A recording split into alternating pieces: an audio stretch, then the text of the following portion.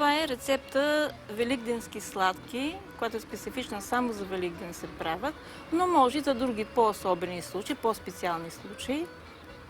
И така са доста отдавна се правят, както се помня се правят. И аз специално си ги правя всяка година на Великден.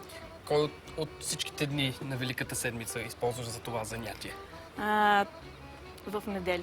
На първия ден, да, обязателно, защото тогава са малко по-преснички, по-топлички, ги много обичат и ги изядат.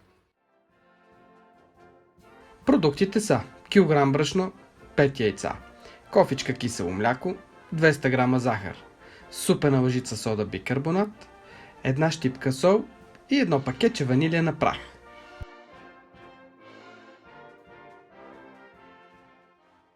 Брашното, правим тръпчинка в брашното. Колко брашно си избрала? 1 килограм брашно. След това слагаме в една купичка кисело млеко, за да се прикипи содата бикарбонат.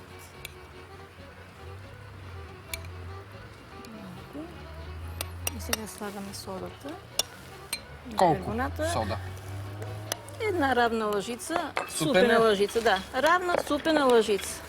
И разбъркваме така, за да бухне киселото млеко. Обязателно това, обязателно трябва да се направи. Една супена лъжица в 3 3-4 лъжици млеко. Кисело мляко. Да, кисело млеко. И почакаме да бухне. След това щупваме яйцата. Едно по едно. Какво искаш да направиш? Купичка, нищо, За да оставим падне. черупките? Да, черупките да Ще не... ги слагаме в тази чинийка от содата. Добре.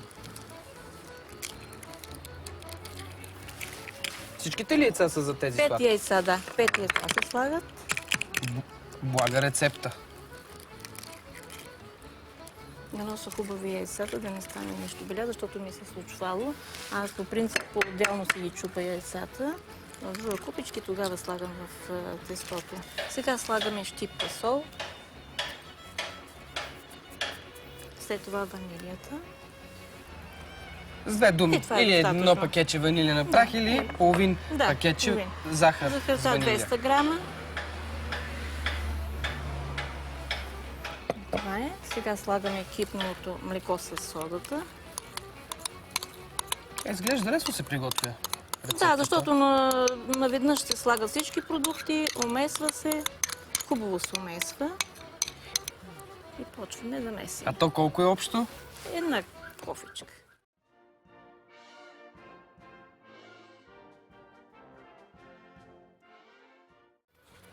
Тестото е готово, почна да пувка. Нищо, че е лепкав, И- трябва да, да месим, да. докато се получи. Да, пувкането Този характерен и звук. мехурите, дето се така показват. Сега посоляваме брашното тук.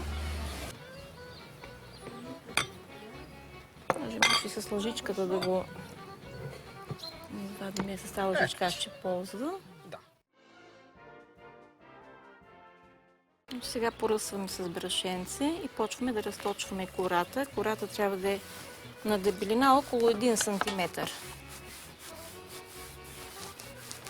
Колко казваш, че трябва да е 1 дебело? сантиметър, е толкова. Е това нещо. Готовите вече сладки, оформени, се поставят в тепсия, която е поръсена с брашно.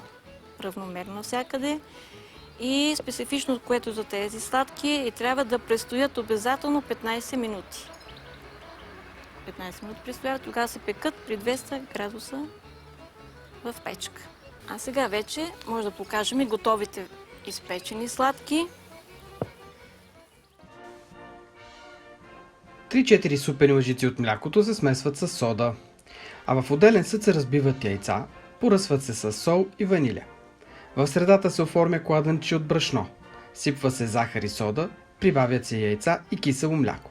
Умесва се тесто и се разточва с дебелина 1 см. Изрязват се с форми за сладки, различни фигурки и подреждат в набръшнена тава.